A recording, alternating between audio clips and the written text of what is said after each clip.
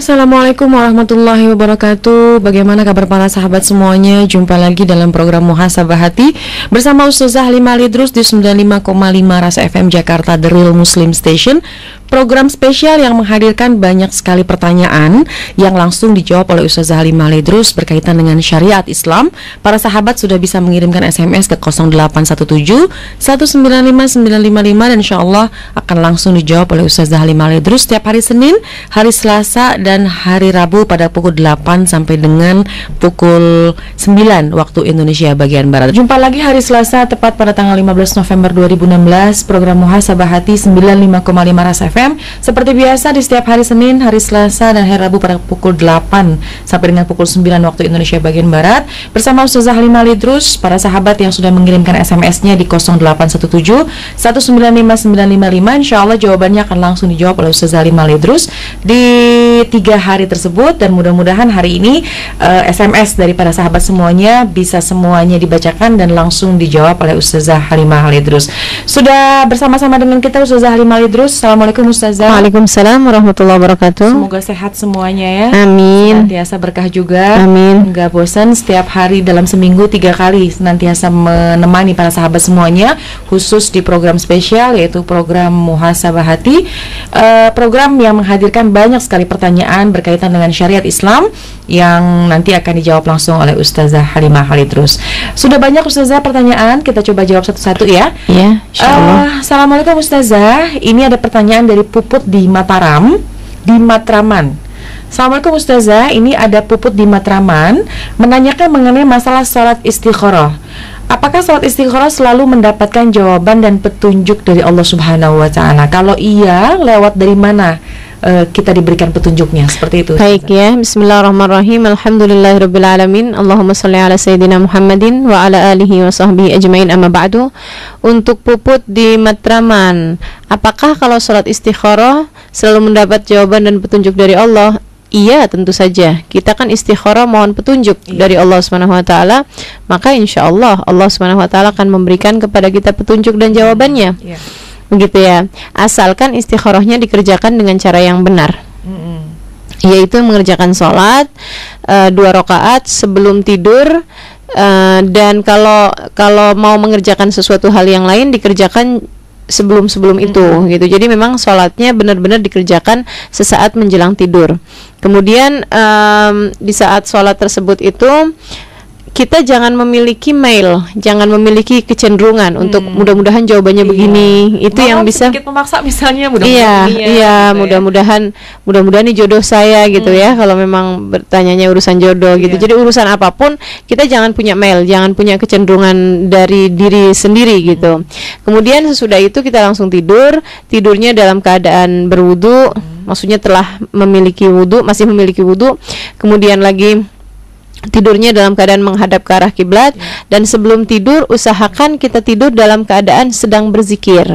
Maksudnya jangan sebelum tidur kita menghayal-hayal misalnya, memikir-mikirkan sesuatu misalnya, apalagi yang terkait dengan istikharahnya tersebut, yang nanti akhirnya dapat mimpinya bukan jawaban dari Allah, tapi merupakan endapan gitu ya. Merupakan endapan dari apa yang tersimpan dalam memorinya. Betul. Itu yang kita khawatirkan. Jadi kalau kita sudah kerjakan sesuai dengan apa yang diminta oleh Allah Subhanahu wa Ta'ala, ketika kita tidur, itu bisa mendapatkan jawabannya berupa mimpi misalnya.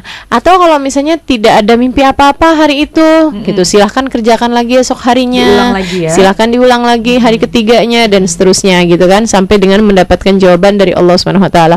Jawabannya berupa apa? Bisa berupa mimpi. Bisa berupa mimpi yang mimpinya tersebut terang. Jadi dalam artian jangan-jangan itu petunjuknya gitu. Kalau nggak terang, nggak. Oh, jadi bisa disimpulkan bahwa ketika ada terang, ketika ada mimpi yang memang datang sebagai jawaban, itu kita akan tahu gitu. Kita akan tahu karena memang mimpinya sangat terang sekali gitu ya. Misalnya jelas sekali gitu. Sesuatu hal yang kita tahu apakah baik atau buruknya dari sesuatu yang kita istikharahkan tersebut, begitu. Kemudian yang berikutnya, dan tentu saja tadi ya, sesudah sholat istikharah ada doa istikharahnya yang ada di dalam ada doa khusus yang ada di dalam kitab-kitab itu kan. Allahumma in kana hadzal amr khairun li fi dini wa dunya wa ma'ashi wa akibata amri ila akhir. Nah itu Allahumma in kana hadzal amr itu kan titik-titik-titik. Iya. Itu silakan diisi sendiri ya. Sendiri ya disebut ya. Jangan dibiarkan kosong. Iya, iya. Ya Allah, jika memang urusan ini, kan artinya seperti itu. Nah, urusan ininya tuh urusan apa? Itu mesti diterangkan gitu. Ya Allah, jika memang baik bagi saya untuk menikah dengan orang tersebut, misalnya gitu kan. Dengan bahasa kita sendiri juga nggak apa-apa. Kalau memang ya, nggak masalah pakai bahasa Indonesia atau bahasa apalah kita yang kita mudah begitu kan. Nah, itu baru kemudian jika memang baik ya Allah untuk saya, untuk dunia saya, dibaca tuh semuanya doa-doa yang ada di kitab-kitab di Majmu' Syarif juga ada ya, saya kira ya. Kemudian langsung tidur. Dalam tidurnya itu biasanya Allah SWT memberikan jawaban. Jika tidak di hari yang pertama, kerjakan lagi di malam yang kedua. Di malam yang kedua. Dan tidurnya tidur malam ya. Saya tidur siang aja, nggak bisa. Ya? Jadi hanya malam ya Ustaz? Tidur malam, iya benar. Nah, itu nanti akan diberikan jawabannya oleh Allah SWT di salah satu malam-malam kita berupa mimpi. Mungkin bisa berupa mimpi, bisa juga berupa langsung diberi petunjuknya. Misalnya, nggak tahu orang ini baik apa enggak ya, misalnya begitu kan ya. Untuk sebuah urusan misalnya seperti pernikahan atau kita mau partner kerja atau apa, kita beristikharah kepada Allah SWT. Tahu-tahu beberapa hari kemudian kita lihat dengan mata kepala sendiri atau kita dengar sendiri bahwa orang tersebut misalnya terkait kasus misalnya atau apa begitu kan, mengarah ke negatif ya, mengarah ke negatif misalnya, itu jelas jawaban dari Allah SWT gitu. Atau mengarah ke positif begitu kan, bisa juga gitu. Ternyata memang ada kita ketemu sama orangnya ternyata kenal sama orang tersebut. Ada aja lah gitu petunjuk dari Allah SWT untuk Allah SWT memberikan petunjuknya kepada kita jika kita beristikharah. Ma khaba man istakhar. Tidak akan pernah rugi, tidak akan pernah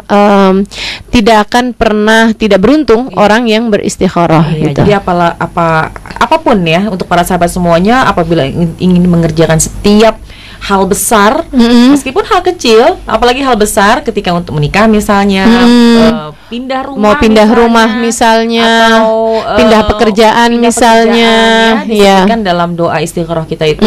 Dan ketika mungkin berjodoh nih ada dua calon, berarti mungkin disebutkan satu-satu malam ini kerjain ini gitu kan, tanyain baik apa enggak. Kalau udah emang dia dapat jawabannya, misalnya baik sama si A gitu, nggak usah sholat istikharah untuk si B. Oh gitu ya. Jadi kan kita menikah sama satu orang aja. Iya betul-betul. Jadi ketika ada dua pilihan, satu sudah kita sholat, kita istikharahkan, kemudian hasilnya bagus, ya cukup dengan jawaban ini. Ya berarti inilah jawaban yang paling baik, ya petunjuk dari Allah Subhanahu wa taala. Mudah-mudahan kita bisa mengisi hari-hari kita, jangan sampai salah langkah, jangan sampai salah pilihan.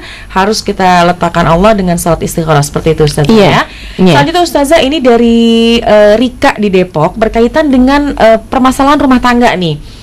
Dosakah saya Ustazah bila ingin memutuskan untuk menikah dengan duda? Saya perawan dan disukai oleh seorang duda. Di satu sisi saya berpikir saya yakin akan bisa mendapatkan yang lebih baik, yang lajang misalnya atau yang perjaka misalnya. Tapi di sisi lain saya juga luluh melihat kesungguhannya dan keluarganya juga sudah suka sama saya. Ini gimana nih Ustazah? Ya alhamdulillah ya. Salah nggak sih kalau menikah dengan dudanya itu? Oh gitu ya, Rika kayaknya nggak ada unsur kesalahannya ya, nggak ada unsur kesalahan baik duda maupun maupun janda gitu, tidak ada permasalahan. Nabi kita Muhammad alaihi wasallam perjaka dan beliau menikah dengan janda, begitu kan? Ketika Nabi sudah duda, Nabi Muhammad mendapatkan perawan yaitu Sayyidah Aisyah, begitu ya, dan itu semuanya masuk dalam sunnahnya Nabi Muhammad alaihi wasallam. Dikerjakan ya. Gitu. Artinya Nabi mengerjakan itu gitu. Maka cukup aja Nabi Muhammad sebagai teladan bagi kehidupan kamu, karenanya kemudian kamu perawan mendapatkan seorang duda. Nah, itu berarti kayak Nabi Muhammad dapat Sayyidah Aisyah, begitu kan? Nah, insyaallah apalagi juga keluarganya juga suka juga sama dia gitu. Jadi nggak usah terlalu berpikir yang saya harus dapetin perjaka juga misalnya. Nggak jadi masalah, Yang penting orangnya memang disukain, diridhoin agamanya, diridhoin akhlaknya, gitu kan? Kata Nabi Muhammad alaihissalam, ketika kamu sudah mendapatkan orang yang kamu ridhoi agamanya dan kamu ridhoi akhlaknya, maka menikahlah. Iya, dan yang paling penting mungkin kembali kepada pertanyaan yang pertama tadi berkaitan dengan istikharah mungkin. Iya, istikharahkan biar lebih mantap. Dengan istikharah artinya meskipun menikah dengan duda ataupun menikah dengan janda itu hanya sebuah status mungkin ya, jadi nggak berpengaruh.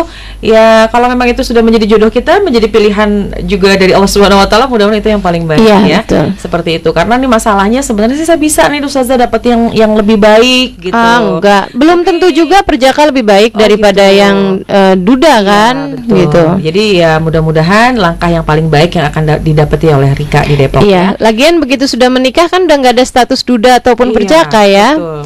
Kamunya juga begitu udah menikah kan udah juga nggak ada status perawan lagi. Betul. Iya. Nah, jadi nggak ada masalah ya. Itu hanya sebuah status aja, jangan terlalu dipikirin. Kalau memang itu sudah paling baik, apalagi misalnya sudah istikharah dan ini memang pilihannya, hasilnya bagus, bismillah. Bismillah, ini yang paling baik. Segerakan, jangan pacaran kelamaan ya, jangan kenalan kelamaan. Akhirnya malah justru setannya nanti yang masuk.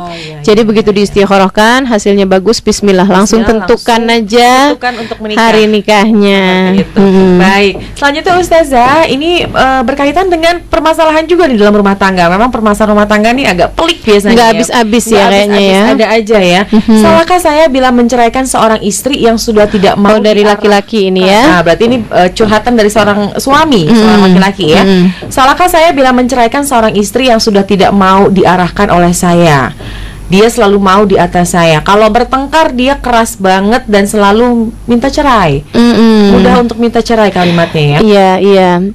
Memang permasalahan perceraian ini luar biasa sekali ya ini ya. Diharapkan para suami dan para istri ketika sudah menikah menjadikan urusan ego dalam dirinya itu memang benar-benar ditaklukkan. Jangan sampai kita melakukan segala sesuatunya dengan berdasarkan hawa nafsu. Kita menikah karena hawa nafsu, habis itu kemudian dalam rumah tangganya didasari semuanya dengan hawa nafsu. Akhirnya ketika marah juga dikuasai hawa nafsu, akhirnya kemudian bercerai juga karena hawa nafsu gitu kan. Kita akhirnya kemudian jadi sebenarnya kamu hambanya siapa nih? Hamba Allah atau hamba hawa nafsumu? Kenapa selalu yang diikutin adalah hawa nafsu? Kenapa bukan Allah yang kamu ikuti dalam kehidupanmu? Orang kalau menikah karena Allah, berumah tangga dia menjadi istri yang solehah karena Allah, dia menjadi seorang suami memimpin dalam rumah tangganya karena Allah. Kalau kemudian harus bercerai misalnya gitu, dia pun bercerainya juga karena Allah, bukan karena hawa nafsu gitu. Jadi yang terpenting dalam kehidupan itu untuk jangan sampai kita mengerjakan segala sesuatu karena hawa nafsu, karena hanya akan menyesal. Pasti akan menyesal ya. Sesuatu kalau didasarkan dengan hawa nafsu yang besar nanti penyesalannya. Iya, bagi para istri juga ya, lagi marah gitu kan, minta cerai gitu. Ucapannya nggak terkontrol, akhirnya semua ucapan yang kasar-kasar keluar ya. Kemudian minta cerai pula. Dia lupa bahwa Nabi Muhammad SAW pernah mengatakan, ayyumamra'atin talabat min zawjiha talaq fala tashum raihatul jannah. Jika ada seorang perempuan yang menuntut cerai kepada suaminya, dia tidak akan mencium bau surga. Menciumnya aja enggak apalagi gitu. Masuk ke dalamnya ya. Apalagi masuk ke dalamnya. Naudzubillah min dzalik. Karenanya kemudian harus menjadi harus memiliki kendali ya. Hidup ini intinya adalah memiliki pengendalian terhadap diri. Maka bagi suami nih, kalau dia kemudian mau menceraikan istrinya yang tidak mau diarahkan, gimana nih gitu. Saya sih tetap sarankan untuk istikharah. Lagi-lagi istikharah ya. Menikah dengan istikharah, mau bercerai pun juga dengan istikharah. Kemarin waktu nikahnya kayaknya nggak pakai istikharah nih ya. Nah sekarang udah kemudian kondisinya seperti ini, gimana nih? Ya udah, biar jangan tambah banyak penyesalannya, silahkan kerjakan istikharah. Ya Allah, apakah perceraian saya, apakah kalau saya menceraikan istri saya tersebut ini baik atau tidak bagi saya, apalagi jika sudah ada anak-anak. Itu perlu dipertimbangkan. Matang-matang, karena anak-anak itu yang saya liatin mendapatkan dampak yang paling berat, yang paling dibebankan kepada anak. Yang paling berat didapat oleh anak dalam urusan perceraian itu memang yang paling besar resikonya adalah si anak tersebut gitu. Orang tuanya habis itu bisa move on gitu kan. Karena memang istri ada bekasnya, dia bisa ngelihat istrinya sebagai bekas istri gitu kan. Tapi anak nggak ada bekas bapak, nggak ada bekas ibu gitu kan. Karenanya kemudian mesti dipikirkan jauh-jauh gitu. Karena masalah perceraian memang Nabi Muhammad sendiri alaihi wasallam pernah mengatakan bahwa abghadul halal, perkara yang diperbolehkan tapi yang paling dibenci oleh Allah Subhanahu wa taala, at-talaq, kata Nabi Muhammad alaihi wasallam. Maka perceraian ini memang sesuatu hal yang benar-benar dibenci, dimurka oleh Allah Subhanahu wa taala. Kita jangan mau mengerjakan sesuatu yang dimurka oleh Allah. Kita maunya kan hidup ini kan mau mencari keridhaan Allah Subhanahu wa taala. Jadi perceraian ini anggaplah seperti pintu daruratnya pesawat. Pesawat lagi terbang, kemudian landing dalam keadaan guncangan misalnya begitu kan ya. Nah itu kemudian ada pintu terbuka. Nah itu pintu terbukanya itu perceraian yang kamu jangan pernah mau buka pintu darurat, begitu kan? Kecuali kalau dalam keadaan benar-benar darurat. Ketika kamu berpikir bahwa kalau kamu berada di dalam pesawat tersebut akan mencelakakan atau akan menghancurkan hidupmu, menghancurkan hidup anak-anakmu, begitu kan? Maka jalan perceraian itu lebih baik. Misalnya seperti seorang istri yang diperlakukan sangat keji oleh suaminya, diperlakukan dengan penuh kekerasan, misalnya. Nah itu cari jalan keluar, yaitu dengan bercerai. Tinggalkan laki-laki itu. Akan tapi kalau masalahnya hanya sekedar kemarahan, sekedar hawa nafsu, emosi sesaat, yang kemudian akhirnya jadi penyesalan. Perceraian terlalu besar sekali ya. Besar sekali gitu. Kalian mengusahakan pernikahan tuh dengan segala macam upaya, begitu kan ya. Kemudian mau dihancurkan begitu aja. Jangan lupa bahwa setan tuh kalau kita lagi pacaran kan dideket-deketin kayaknya zayyanalahu syaitan amalahum ya. Setan memperlihatkan kayaknya segalanya indah gitu dalam diri pasangannya, dalam diri pacarnya gitu. Tapi begitu menikah itu setan lain lagi.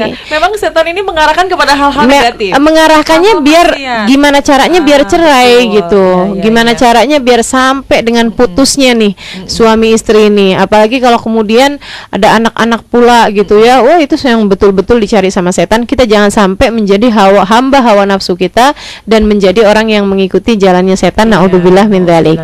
Jadi kalau buat yang bertanya ini yang tidak menyebutkan namanya, ini saya sarankan untuk beristikharah, dan jika memang masih ada banyak jalan untuk mempertahankan rumah tangga, pertahankanlah. Sebaiknya pertahankanlah. Istrinya suruh rajin hadir majelis.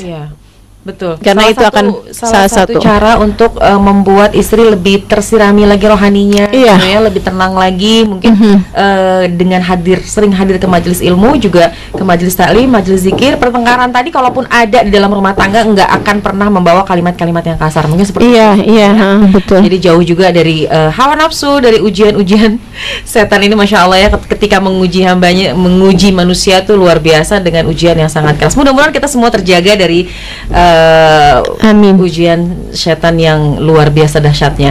Selanjutnya Ustazah, ini masih berkaitan juga dengan permasalahan rumah tangga dari Raka di Kalibata. Raka ini mungkin juga seorang suami ya. Bagaimana pendapat Ustazah mengenai istri yang bersikap kasar sampai main tangan kepada suami? Wow. Ini bukan suaminya yang main tangan ya, ini ya. Istrinya yang main tangan. Ini kayaknya belajar taekwondo nih ya, istrinya ya. Atau belajar silat nih kayaknya. Ya Allah. Mau mengamalkan ilmu silat. Iya betul. Kalau mau mengamalkan jangan sama suami. Jangan sama suami. Jadi buat Raka di Kalibata ya, istri yang bersikap kasar sampai dengan main tangan kepada suami itu memang sesuatu hal yang jauh sekali dari syariat agama.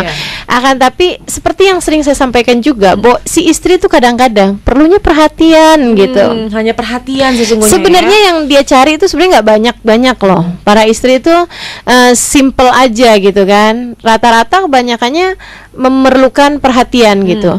Ada banyak istri yang saya dengar sendiri begitu kan, disakiti oleh suaminya, diperlakukan dengan tidak adil oleh suaminya.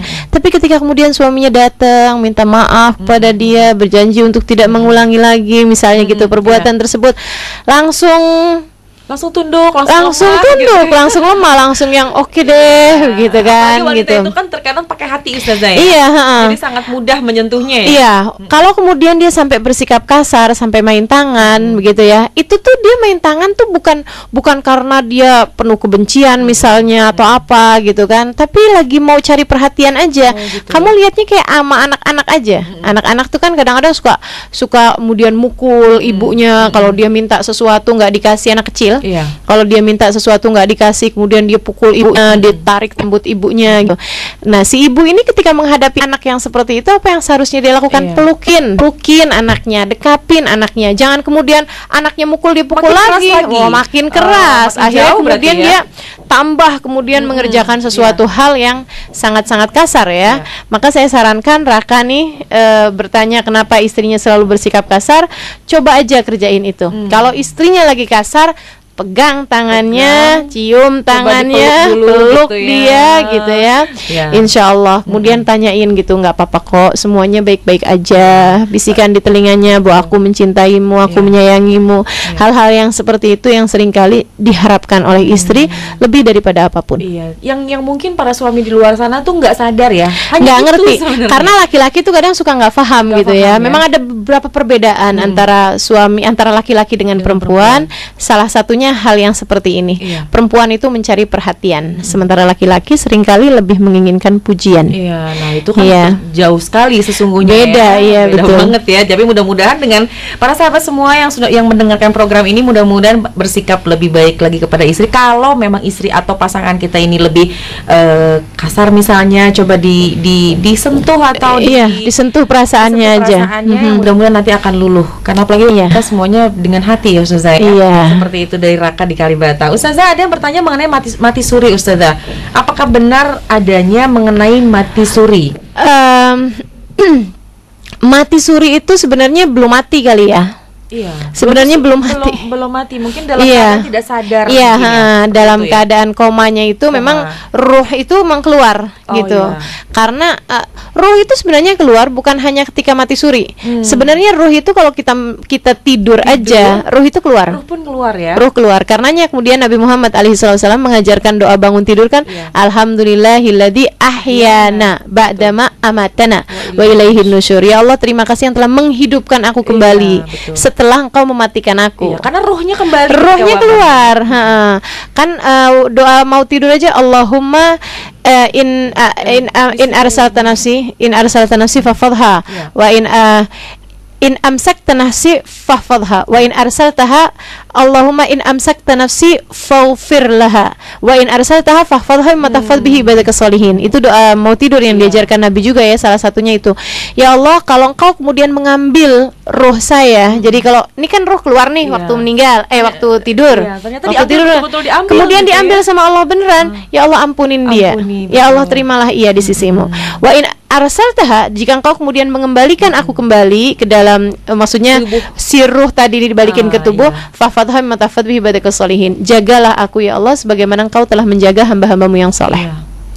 Jadi memang yang namanya tidur itu adalah mirip sama kematian karena sama-sama ruhnya keluar. Sayyidina Ali mengatakan ya, al-naum akhul maut. Kata Sayyidina Ali, tidur adalah saudaranya kematian. Jadi kalau kita takut sama mati jangan tidur. Karena masih bersaudara gitu ya. Atau mungkin kalau ingin mencoba artinya mengetahui bagaimana kematian ya paling tidak tidur itu sebenarnya salah satu dari gambaran tentang kematian begitu kan. Ruh itu keluar, cuman keluarnya deket gitu ya. Sama aja kalau ibarat orang nih, dia keluarnya deket-deket aja sekitar rumah, jadi baliknya juga gampang. Tinggal dibangunin gitu kan, bangun udah langsung balik gitu. Nah, orang koma nih kayaknya jalannya rada jauhan. Makanya kan orang koma ada yang balik, ada yang enggak gitu ya. Itu mungkin yang disebut sebagai mati suri gitu kan. Orang kadang-kadang ngelihatnya, udah nggak ada nafas, udah nggak ada kehidupan, udah ini, udah itu, apa segala macam. Dia sebenarnya lagi jalan juga ruhnya, cuman ruhnya mungkin lebih jauh ya. Saya pernah diceritakan tentang ada seorang sahabat saya bercerita, dia sedang dalam keadaan koma itu, dia kemudian melihat orang-orang yang sudah meninggal dunia, gitu dalam ruhnya tadi ini ya. Dan sepertinya yang meninggal dunia tadi itu mau narik-narik dia gitu, menarik-narik orang yang sedang tidur ini gitu ya, yang sedang koma, ini gitu. Sementara dia juga di orang yang hidup juga bisikin di telinganya, nah ini segera bangun misalnya. Iya, jangan tinggalin saya, kata suaminya waktu itu. Sahabat saya bilang, jangan pikirin anak-anak begini begitu apa segala macam. Dia bilang, dan saya dalam keadaan bingung gitu. Saya mau ke sana apa mau ke sana gitu kan. Karenanya kemudian menghadapi orang yang koma, misalnya orang yang sedang sangat kritis, itu diperlukan keluarganya yang terserah mereka deh mau mengikhlaskan orang tersebut, misalnya karena sudah sakitnya juga sudah panjang. Itu juga bisa membuat dia, meskipun memang yang namanya kematian semuanya sudah ditetapkan oleh Allah Subhanahu wa taala waktunya, tapi bisa kita kan nggak tahu nih umurnya orang tersebut itu sampai dengan berapa. Karenanya kalau kemudian kita merasa bahwa kayaknya emang kesian banget, kalaupun hidup juga kesian, dia udah sakitnya udah lama, misalnya kita bilang kemudian di telinganya, iya nggak apa-apa kalau kamu mau pergi, kami ikhlas, begini begitu segala macam, itu meringankan ruhnya untuk pergi juga ya. Jadi salah satu cara ketika saudara kita, keluarga kita, kerabat kita memang misalkan dalam keadaan koma sangat berpengaruh ya. Sangat berpengaruh, sangat ketika berpengaruh. Keluarga membisikkan sesuatu. Iya, iya. Ketika kemudian sebaliknya ya, misalnya kita ngarepin dia memang masih akan bersama dengan kita karena kemanfaatannya, kemaslahatannya untuk anak-anaknya, untuk keluarganya, untuk bahkan umat Islam misalnya seperti itu. Kita bisikan juga di telinganya, jangan pergi dulu, jangan gitu. Itu akan berpengaruh juga untuk pilihan dia. Oh, seperti itu. Untuk kembali ke kehidupan dunia jadi gitu. Mati suri sih sesungguhnya tidak ada. Mungkin ya itu Mungkin tadi, seperti itu koma, kejadiannya ya, koma rohnya ya. itu agak jauh nih perginya. Ruhnya gitu. perginya jauhan, jadi bahkan dia bisa melihat hal-hal yang tidak dilihat oleh orang hidup pada umumnya. Begitu ya. Ketika kemudian dia memutuskan untuk kembali, itu sebenarnya sih emang belum mati gitu kan. Sebab kalau udah meninggal dunia, kecuali karena mukjizat para nabi. Atau karomah para wali. Ada juga orang yang sudah meninggal dunia kemudian hidup kembali. Seperti zamannya Nabi Isa alaihissalam, begitu kan ya, yang kemudian hidup lagi gitu. Bahkan karena karomah para wali, ada juga Syekh Abdul Qadir Jailani pernah ketika ada seorang Yahudi, ada seorang Nasrani diajak masuk Islam oleh Sayyidina Syekh Abdul Qadir Jailani. Dia bilang, saya nggak masuk Islam tuh karena nabi kamu tuh mukjizatnya nggak keren, katanya gitu. Maksudnya, kata Syekh Abdul Qadir Jailani, maksud mukjizat nggak keren apa nih? Kalau nabi kami kan Nabi Isa Al-Masih itu kan mukjizatnya bisa menghidupkan orang yang meninggal dunia. Kata Syekh Abdul Qadir Jailani, kalau buat urusan menghidupkan orang mati nggak usah Nabi Muhammad. Saya juga insya Allah dengan izin Allah bisa melakukannya. Dibilang beneran. Akhirnya kemudian didatangkan, maksudnya mereka berdua pergi ke tempat ada orang meninggal dunia yang sudah bahkan sehari meninggalnya. Sayyidina Syekh Abdul Qadir Jailani pegang tubuhnya, seraya mengatakan, bihaqillah, bihaqis Syekh Abdul Qadir Jailani gum.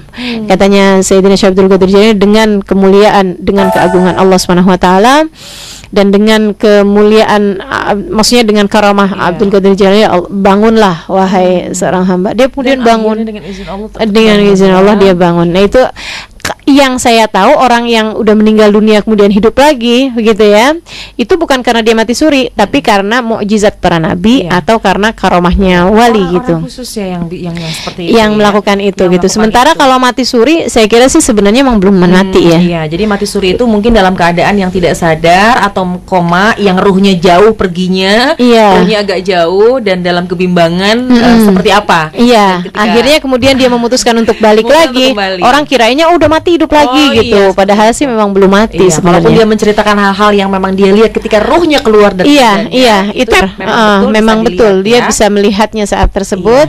Semoga saja tidak dikuasai oleh setan ya. Sebab bisa saja kan ketika ruhnya keluar, dia tidak melihat fakta sebenarnya, tapi melihat apa yang diperlihatkan setan kepadanya.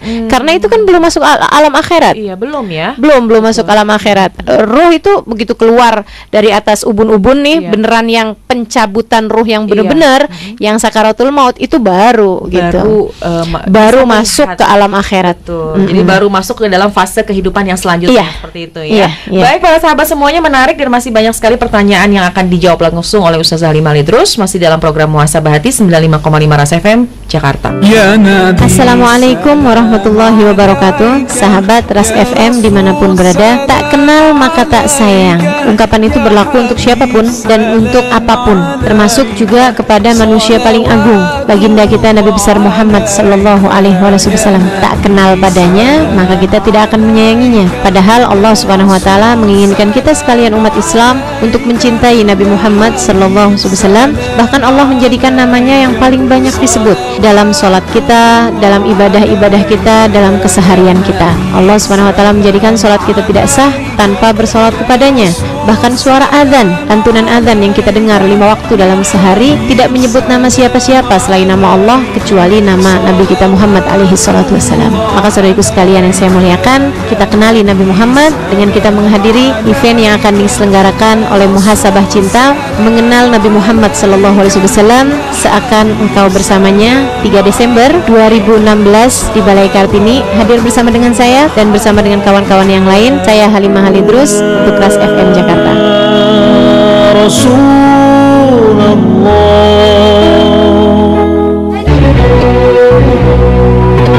95,5 Ras FM. Masih di program Muhasabah Hati bersama Ustazah Halimah Lidrus, masih di 95,5 Rasa FM Jakarta The Real Muslim Station. Bagi para sahabat semuanya yang ingin ikut berpartisipasi, bisa mengirimkan SMS, mengirimkan pertanyaan melalui SMS di 0817 195 yang insya Allah Ustazah Halimah langsung akan menjawab pertanyaannya di setiap hari Senin, hari Selasa, atau hari Rabu pada pukul 8 sampai dengan pukul 9 waktu Indonesia bagian Barat. Selanjutnya Ustazah, ada pertanyaan ini dari Vivi di Jakarta Pusat. Ustazah, apakah berdosa bila membeli makanan di orang yang non-muslim? Karena tetangga saya orang Chinese dan dia menjual mie ayam. Mie ayamnya sih bisa dibilang laku keras, tetapi beberapa orang ada yang bilang kalau yang membuat enak adalah minyaknya minyak babi. Sampai sekarang memang belum terbukti, tapi dosakah kita yang sudah memakannya sebelum dan sesudahnya? Kami ini belum tahu nih bagaimana keberadaan status mie ini. Bagaimana Ustazah? Baik ya, buat Vivi di Jakarta Pusat ya, membeli makanan dari non-muslim sebenarnya sih bukan masalah kita belinya dari siapa, tapi makanannya apa, begitu kan? Kalau makanannya kemudian makanan yang halal, boleh-boleh aja, nggak jadi masalah, silakan aja. Kita beli apa-apaan di Indomaret, kita beli di itu kan juga yang punyanya atau apanya kan juga banyak yang non muslim juga. Kita beli di restoran-restoran, pemilik restoran tersebut juga banyak yang non muslim. Akan tetapi kalau memang sudah jelas ada sertifikat halal di situ, maka nggak jadi soal bagi kita untuk aman untuk kita konsumsi. Masalahnya hanya pada halal tidaknya makanan tersebut, bukan pada siapa yang menjual makanan tersebut. Memang untuk sebagian tempat-tempat nih yang nggak ada sertifikat halal, begitu ya, kayak misalnya tukang bakso pinggir jalan, kemudian lagi mie ayam, yang jual sate, nggak ada sertifikat halalnya, bahkan nggak tertulis halalnya. Iya, nasi goreng ini itu apa segala macam, kan di situ memang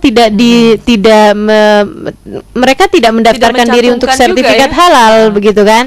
Nah kalau kemudian masalahnya seperti itu, biasanya memang kita ngelihat siapa yang ngejual, kan gitu, siapa yang jual gitu. Kalau kemudian yang jual adalah orang yang bertakwa kepada Allah, orang yang kita tahu rajin sholat misalnya, dan orangnya juga memang bekerjanya itu memang untuk mencari nafkah, kayak begitu kan, kita lebih aman ketika kita membelinya.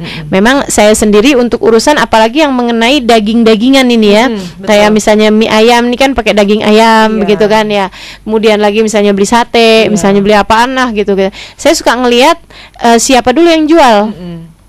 Kalau memang yang jual itu adalah orang yang kita kenal, kita tahu, dan dia memang orang yang takwa kepada Allah Subhanahu wa taala, tidak mau kiranya dia menjual sesuatu yang haram, gitu ya, nyembelih ayamnya seperti apa, dengan cara yang diperkenankan syar'i gitu ya, diperkenankan oleh syariat, begitu.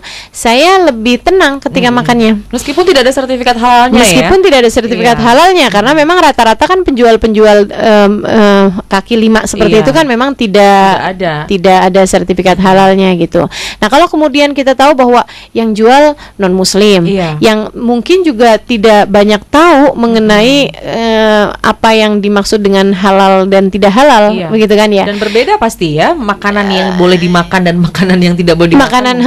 Dia juga tidak tahu urusan itu dan tidak peduli. Kalaupun dia tahu juga dia tidak peduli, gitu kan. Maka terhadap orang yang tidak peduli terhadap ajaran kita, kan kita yang peduli.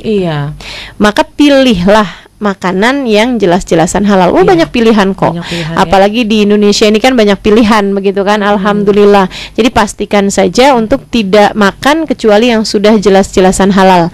Yang sudah jelas-jelasan halal, kita bisa tahunya dari sertifikat halal atau dari orang yang menjualnya tersebut memang sudah kita kenal dengan orang yang memiliki ketakwaan kepada Allah seperti itu. Artinya kitanya lebih peduli dengan konsumsi makanan atau jenis makanan apa yang masuk ke dalam tubuh kita ya. Karena seperti yang berulang kali saya sampaikan ya, bahwa makanan masuk ke dalam perut kita itu yang melatar belakangi perbuatan kita sesudahnya, gitu. Jadi man akalal halal atau atjawarihu sya'am aba. Siapa yang makanan masuk ke dalam perutnya halal, Allah akan jadikan anggota tubuhnya berbuat ketaatan, sya'am aba, mau atau tidak mau, gitu. Maksudnya dengan sendirinya tuh mungkin si makanan halal halal tersebut itu dengan sendirinya akan membawa kepada perbuatan-perbuatan taat. Perbuatan-perbuatan Waman baik, ya. akalal haram asad jawahu sya'am aba. Siapa yang makanan masuk ke dalam perutnya adalah haram, maka dia akan mengerjakan kemaksiatan kepada Allah sya'am aba.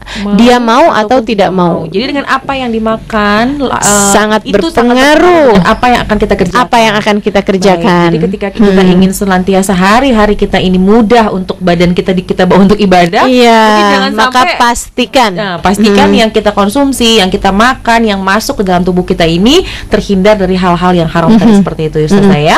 Jadi mudah-mudahan untuk Vivi di Jakarta Pusat bisa memilih, kira-kira menurut Vivi juga dirasa bisa melihat mana yang paling baik. Keraguan-raguan lebih baik dihindari karena dak mayaribuk ya, ilama la yaribuk.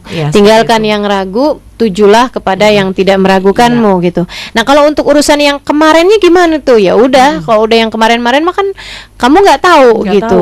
Kamu nggak paham juga, kalaupun tahu juga nggak paham. Ya udah, jangan diulang lagi gitu. Sekarang kita punya pilihan gitu. Apalagi kan sekarang mudah banget mau pesan makanan. Udah tinggal pakai ojek misalnya gitu ya. Gojek misalnya ya. udah langsung. Banyak pilihan makanan yang memang sudah lebih meyakinkan kita untuk ragu untuk makan seperti itu ya. Jadi jangan tergiur dengan hawa nafsu ya. Tergiur dengan hawa nafsu karena ya tadi PR-nya dan kerjaannya setan memang untuk musik hati kita kali Ustazah ya, untuk menyentuh hal-hal yang diharamkan oleh Allah Subhanahu wa taala.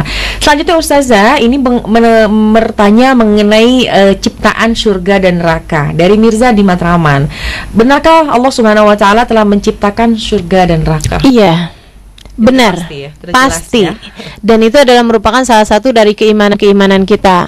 Jangan pernah lupa ya Mirza di Matraman, bahwasanya salah satu dari rukun-rukun iman kalau kita beriman kepada Allah Subhanahu wa taala adalah kita beriman kepada Allah, beriman kepada malaikat, beriman kepada Rasul, beriman kepada kitab, beriman terhadap hari akhirat, dan beriman kepada qada dan qadar.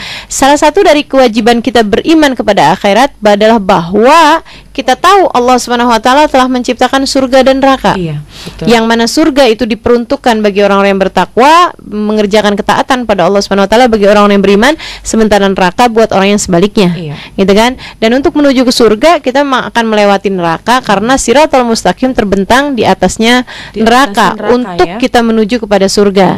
Begitu kan? Ini adalah sesuatu hal yang kita wajib imani. Iya. Jika kamu kemudian meragukan, dipertanyakan nih keimanannya seperti apa. Gitu ya. Betul. Jadi yang penting kita tahu betul keimanan tadi ya, ada Allah Subhanahu wa taala, apalagi Allah yang menciptakan surga dan neraka. Apa yang kita lakukan di sini, kita ke tempat pulang ujung kita kemana? Akan menuju ke salah satu dari dua tempat tersebut. Semoga Allah menjadikan kita semua sebagai ahli-ahli surga insyaallah. Amin ya rabbal alamin. Selanjutnya Ustazah, ini mau bertanya berkaitan dengan berkaitan dengan guru ngaji ini Ustazah. Semoga Ustazah selalu mendapatkan rahmat dan berkah dari Allah Subhanahu wa taala. Saya Zahra di Jakarta. Saya mau bertanya, apakah seorang muslimah boleh mengaji dengan guru mengajinya adalah ustadz atau seorang pria tanpa ada hijab atau penghalang antara jamaah laki-laki dengan wanita? Jadi misalkan sekarang ini kan banyak sekali Ustazah ya, banyak majelis-majelis yang memang gurunya ustadz atau berbeda jenis gitu ya, tapi tanpa ada hijab. Iya, baik. Ini sudah dibahas ya oleh para ulama-ulama di dalam kitab-kitab mereka mengenai perbolehannya hal seperti ini gitu. Menurut mereka memang diperkenankan, dibolehkan inda amnil fitnah, ketika aman dari fitnah. Apa yang dimaksudkan dengan fitnah di situ? Timbulnya rasa suka antara laki-laki dengan perempuan tersebut. Nah, untuk menghindari fitnah ini, pastikan bahwa yang belajar bukan satu, bukan dua, bukan tiga. Maksudnya kumpulkan beberapa orang perempuan, begitu kan? Ketika kemudian beramai-ramai bersama-sama, itu lebih mudah untuk menghindar dari hal-hal yang tidak diinginkan. Tapi kalau berdua doang misalnya, itu bisa menimbulkan panggil guru ngajinya satu, dia sendiri aja gitu kan. Guru ngajinya laki-laki, dia sendiri aja perempuan. Nah, itu menimbulkan adanya fitnah. Kenapa diperbolehkan oleh para ulama? Karena memang untuk belajar ngaji itu kan harus syifahan, harus bisa benar-benar melihat nih gerak bibirnya seperti apa, kayak begitu kan. Karenanya seringkali diperlukan adanya muwajahah, adanya saling hadap menghadap, tatap muka gitu. Kalau menurut saya, karena adanya fitnah yang sangat besar ini gitu ya. Sementara kamu sendiri juga memang merasa perlu untuk belajar Al-Qur'an gitu ya. Saya sarankan kepadamu bukan dengan buat hijab, karena memang agak kesulitan kalau belajar Al-Qur'an dengan adanya hijab. Di balik pintu misalnya, kedengaran suaranya sulit aja. Ya, memahami, sulit. Ini ya. udah bener apa belum nih makhrajnya gitu kan ya. Makhrajnya ini udah bener apa belum, itu agak kesulitan kalau kita hanya mendengar dari suara saja gitu. Karenanya saran saya, selagi masih ada perempuan yang bisa mengajarimu Al-Qur'an, kenapa harus cari guru laki-laki? Gitu. Selagi masih ada perempuan yang bisa mengajarimu membaca Al-Qur'an, kenapa harus cari guru laki-laki? Kita tuh tidak tinggal, mohon maaf, di New York. Kita nggak tinggal di di Melbourne atau di negara-negara yang minoritas Islamnya gitu. Kita tinggal di 90% boleh dikatakan adalah orang-orang Islam begitu kan ya. Nah, karenanya kemudian daripada mencari guru laki-laki yang untuk kemudian kita bukannya akhirnya baca Al-Qur'an, akhirnya malah justru jadi ngeliatin lumayan juga nih misalnya. Ya, ketika sudah ada unsur-unsur seperti itu, dikhawatirkan akan masuk ke dalam ranah fitnah itu ya, seperti itu. Iya. Karenanya kemudian hindarkan untuk mencari guru laki-laki, lebih baik mencari guru perempuan. Dan seperti yang tadi saya sampaikan, kalau kemudian memang nggak ada nih ustazah guru perempuannya gitu kan, nyarinya kemudian guru laki-laki, kalau begitu jangan sendirian ya, beramai-ramai begitu untuk menghindarkan adanya fitnah tersebut. Iya, jadi patokannya adalah jangan sampai, boleh saja ya, artinya boleh saja tanpa hijab, tapi patokannya jangan sampai menimbulkan fitnah. Seperti itu. Kalau dua kan itu mudah sekali menimbulkan fitnah. Kemudian juga maksiat dikhawatirkan. Karenanya sebaiknya mencari guru mengaji perempuan bagi yang perempuan, atau mungkin ustadz atau guru laki-laki bagi laki-laki yang laki-laki ya. Jadi juga lebih mudah kita memahaminya. Selanjutnya ustazah, ini pertanyaan terakhir, yaitu dari Ika di Cirende. Kita kan pakai jilbab, pakai daleman nih ustazah. Terus dalemannya itu ada seperti busa yang membentuk seperti konde nih ustazah. Boleh tidak? Karena kan rambut saya pendek. Kalau nggak ada pentolannya atau nggak ada busa seperti itu, rasanya kok nggak pantas. Nah, ini patokannya menjadi pantas atau nggak pantas seperti itu ya. Itu bagaimana ustazah? Artinya pakai jilbab, pakai daleman, ada jendulnya tuh. Iya, saya paham nih kenapa Ika bertanya seperti ini, karena Ika mungkin pernah mendengar orang-orang yang mengatakan bahwa itu tuh nggak boleh karena menyerupai punuk unta. Iya, betul. Gitu ya, menyerupai punuk unta. Ada hadisnya tuh yang melarang untuk perempuan terlihat seperti memakai punuk-punuk unta, gitu ya. Ini berdasar dari hadis yang sahih memang. Yang mengatakan bahwa kasiyat ariyat ru'usuhunna ka'asnimatil bughnil ma'ilah idza ra'aitumuhunna fal'anhunna fa innahunnal mal'unat. Kata Nabi Muhammad SAW, ada perempuan-perempuan kasiyat, mereka berpakaian tapi ariyat seperti telanjang. Gitu ya. Ru'usuhunna, rambut-rambut mereka atau kepala-kepala mereka seperti punuk-punuk unta. Idza ra'aitumuhunna, apabila kamu melihatnya, fal anhunna fa innahunnal mal'unat, laknatlah mereka karena mereka memang terlaknat. Mereka jauh dari rahmatnya Allah. Nauzubillah min dzalik. Mereka terusir dari rahmat Allah. Ini Nabi Muhammad SAW menceritakan tentang zaman akhir, kayaknya zaman kita sekarang ini ya, gitu ya. Para sahabat sih bingung waktu dengarnya kasiyat ariyat, berpakaian tapi seperti telanjang. Itu modelnya kayak apa? Belum ada yang seperti itu. Nah, sekarang kita bisa melihat perempuan-perempuan yang berpakaian tapi ketatnya luar biasa sampai seperti tidak berpakaian. Karena membentuk menonjolkan lekuk tubuh. Tubuh jadi yang sangat-sangat ketat sekali. Kan ada malahan kain-kain yang kayak nempel banget gitu kan, kayak apa tuh namanya, legging. Celana itu panjang legging. Itu jelas sekali gitu kan, sampai ke lekukan pahanya aja kelihatan gitu ya. Nah, itu yang seperti itu yang dimaksudkan oleh Nabi Muhammad SAW. Itu nggak termasuk menutup aurat tuh kalau yang seperti itu gitu ya. Jadi Nabi Muhammad melarang kita untuk berpakaian dengan sangat ketat gitu, dan mengatakan bahwa perempuan-perempuan yang seperti itu berada dalam laknatnya Allah. Nauzubillah min dzalik gitu. Nah, bicara tentang ru'usuhunna ka'asnimatil bughnil ma'ilah, kepala mereka seperti punuk-punuk unta, yang dimaksudkan di situ adalah tidak berkerudung. Tidak berkerudung. Maksudnya yang meninggi-ninggikan kepala mereka, maksudnya dipakein konde-konde gitu ya. Iya, orang-orang yang datang-datang ke pesta itu kan banyak tuh yang kepalanya yang menyambungkan rambutnya sampai agak tinggi iya, gitu ya. Iya, seperti itu. Itu yang dimaksudkan dalam hadis tersebut. Bukan dengan orang yang pakai kerudungan kemudian di dalamnya pakai apa misalnya seperti ikat rambut seperti gitu ikat rambut atau bahkan sekarang banyak sekali kan agak lebih besar nih Ustazah, itu seperti apa? Apakah sebenarnya kebanyakan ulama sih mengatakan ini sekali lagi masuk dalam rihad ya, masuk khilafiyah di antara para ulama. Nah, kebanyakan para ulama sih menghukumi bahwa bukan itu kok yang dimaksudkan sama Nabi. Bukan yang dimaksudkan sama Nabi berdasarkan dengan ucapan Nabi yang sebelumnya, khasiat ariyat, itu adalah tentang perempuan-perempuan yang memang tidak menutup auratnya, begitu ya, atau menutup auratnya dengan sangat-sangat ketat seperti orang zaman sekarang lakukan itu, begitu ya. Kemudian kepala-kepala mereka ditinggi-tinggikan, gitu ya, dan kepala-kepala mereka dihias-hiasi, dikonde-kondein, diapain segala macam itu untuk menarik perhatian kaum laki-laki. Nah, yang seperti ini yang dimaksudkan dalam hadis tersebut, sehingga yang dipakai oleh perempuan-perempuan zaman sekarang untuk kayak ya itulah tadi yang dibilang sama Ike itu. Karena rambutnya pendek, maunya tuh lebih ada iketan sedikit kayak gitu. Iya, itu sekarang ini banyak sekali Ustazah yang menggunakan karat rambut yang besar sehingga menonjolkannya juga cukup besar gitu. Iya, itu sih saya kira nggak masuk ya dalam hadis tersebut menurut kebanyakan ulama. Ya, menurut kebanyakan ulama itu tidak masuk dalam hadis itu gitu.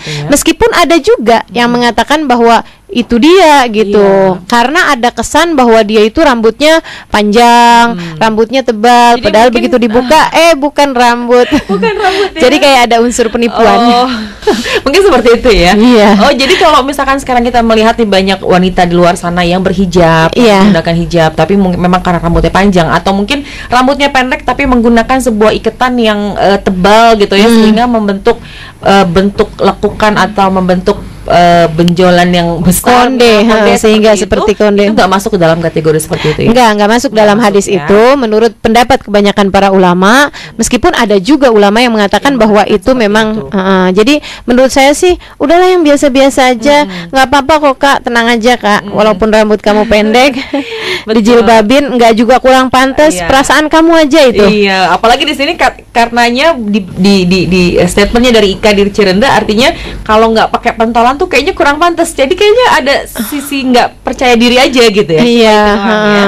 Jadi bukan, itu juga kata diri sendiri sih. Kata diri sendiri. Ya, betul. Baik. Jadi untuk yang paling penting adalah ketika kita memakai hijab atau menutup aurat, jangan sampai membentuk lekukan tubuh ya. Beberapa minggu lalu juga sempat dibahas sama Ustazah ya bahwa patokannya atau cirinya menutup aurat, yaitu pertama penutup aurat yang menutup warna kulit dan yang kedua menutup lekuk tubuh. Dua syarat untuk penutup aurat. Syarat itu yang mudah-mudahan kita semuanya bisa menjaga diri kita juga, apalagi kita seorang muslimah, hari-hari kita bisa menutup aurat dengan baik dan lebih sempurna lagi ya.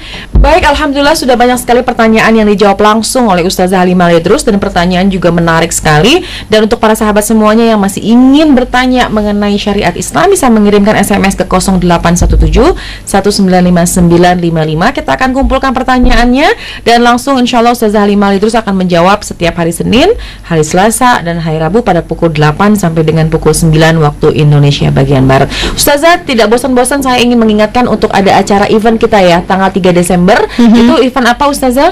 Event tentang kehidupannya Nabi Muhammad alaihi wassalam yang akan kita sampaikan begitu ya, berupa cerita, berupa multimedia juga begitu, dan juga ada beberapa lagu juga pujian kepada Nabi Muhammad alaihissalam, serta ada beberapa salawat.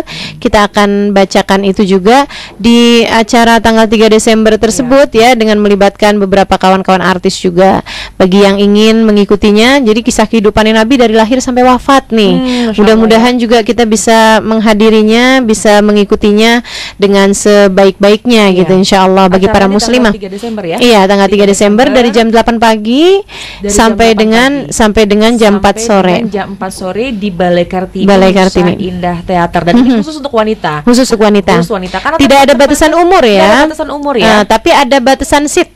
Ada batasan seat karenanya. Itu yang paling penting. Kalau memang sudah habis, kita nggak bisa ikut dalam acara ini. Iya, nggak bisa. Oleh karena itu bisa ikut bergabung. Untuk mendaftar bisa menghubungi di Mia Bintahir di 0812 345 20123. Sekali lagi di 0812 345 20123 untuk membeli tiket. Karena tempat terbatas, jangan ditunda-tunda, khawatir nanti sudah kehabisan ya. Mudah-mudahan dengan ikut acara ini kecintaan kita semakin meningkat kepada baginda Nabi Muhammad SAW. Silakan Ustazah untuk menutup. Semoga hari kita selalu berkah. Semoga Allah Subhanahu wa taala senantiasa bersama dengan kita, melindungi kita dan membimbing langkah kehidupan kita sehingga kita dapat menjadi hamba-hambanya yang baik insyaallah.